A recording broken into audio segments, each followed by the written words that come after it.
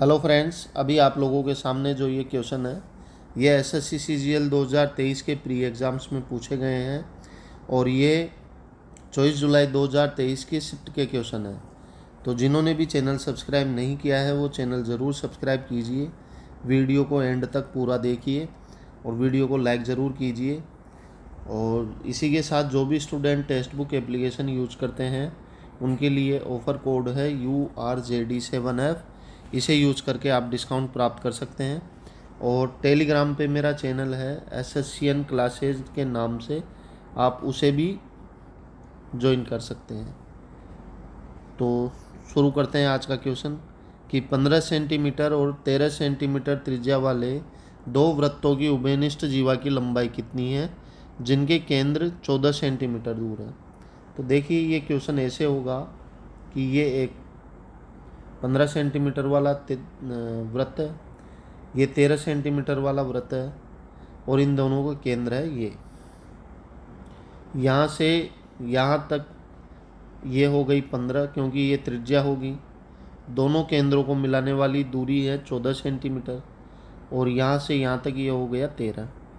अब यहाँ से जो उभयनिष्ठ जीवा क्या होगी इनकी, ये वाली होगी। तो इस पॉइंट से इस वाले केंद्र से लेकर यहाँ तक जो डिस्टेंस है, मान लिया हमने इसे x है, इसे हम नाम दे देते हैं O। फिर O से लेकर इस वाले सेंटर तक, B से लेकर O तक तो है हमारे पास में x, O से लेकर A तक है हमारे पास में 14 - x। अब अब ये क्या होता है कि यहाँ पर ये 90 डिग्री का एंगल बनता है, इसीलिए ये वाला एक समकोण त्रिभुज बन जाता है।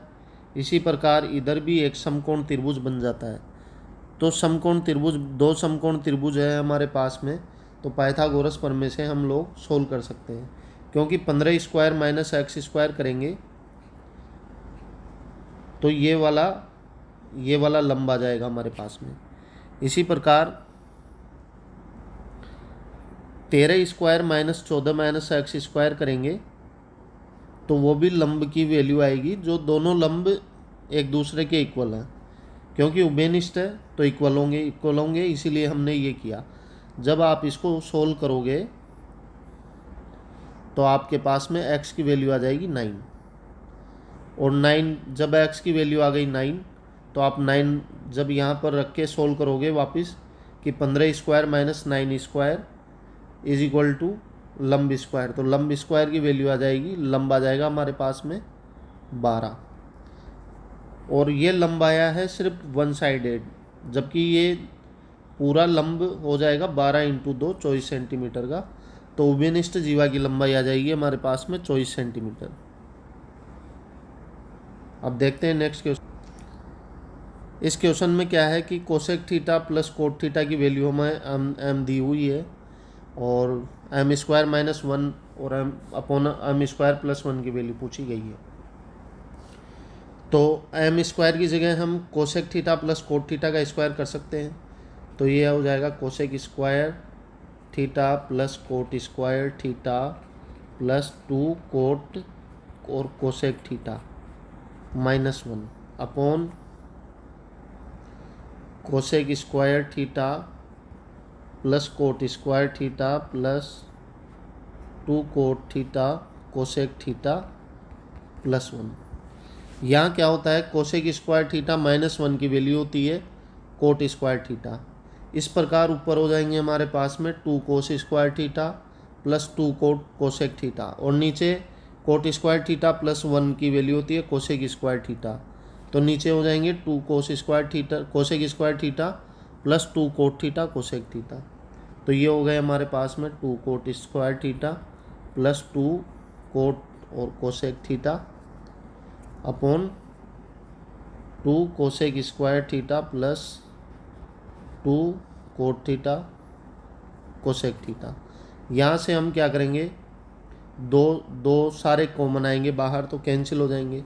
फिर अब हमारे पास में हम यहाँ से कॉमन लेंगे कोट थीटा, बाहर कॉमन लेंगे इस वाले से, फिर इस वाले से हम लेंगे कोसेक थीटा बाहर कॉमन, अंदर रह जाएगा cot theta plus cosec theta, नीचे रह जाएगा cosec theta plus cot theta, और सब आपस में कैंसिल हो जाएंगे। लास्ट में हमारे पास में रहेगा cot theta upon cosec theta.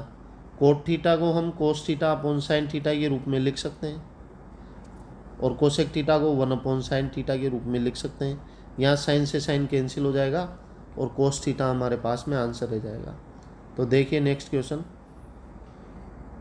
इस क्वेश्चन में हमसे पूछा गया है कि इस वाली समीकरण को सोल्व करना है।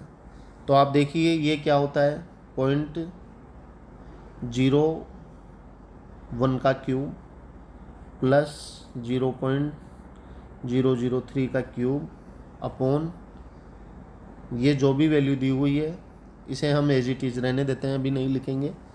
अब यहाँ से हम इतना ज़रूर कर सकते हैं कि यहाँ से हम 5 कॉमन लेंगे बाहर, तो 5 इससे कॉमन आएगा, इससे कॉमन आएगा, तो बाहर कॉमन आ जाएगा 25 और अंदर रह जाएगा 0.01 का स्क्वायर माइनस 0.01 इंटू 0.03 प्लस 0.03 का स्क्वायर।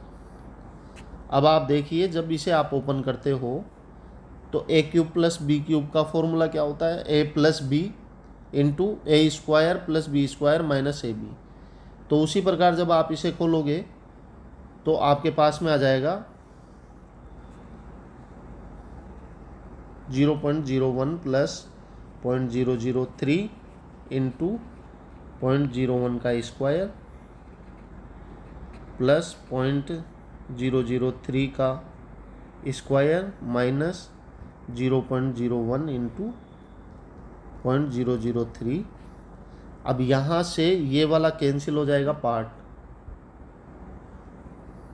ये पार्ट कैंसिल हो जाएगा, तो हमारे पास में क्या रहेगा, ऊपर सिर्फ इतना और नीचे रहेगा 25। जब आप इसको ऐड करोगे तो आपके पास में आ जाएगा 0.013 अपॉन 25।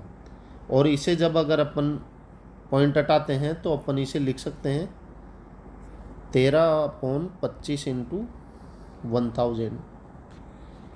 तो 13/25 हमारे पास में ये है और 10 की घात -3 होगा, तो यही हमारा आंसर होगा।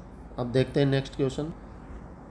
इस क्वेश्चन में है कि 18 सेंटीमीटर त्रिज्या वाले दो समान वृत्त एक दूसरे को इस प्रकार प्रतिच्छेद करते हैं कि प्रत्येक दूसरे के केंद्र से होकर गुजरते हैं। उभयनिष्ठ जीवा की लंबाई ज्ञात कीजिए।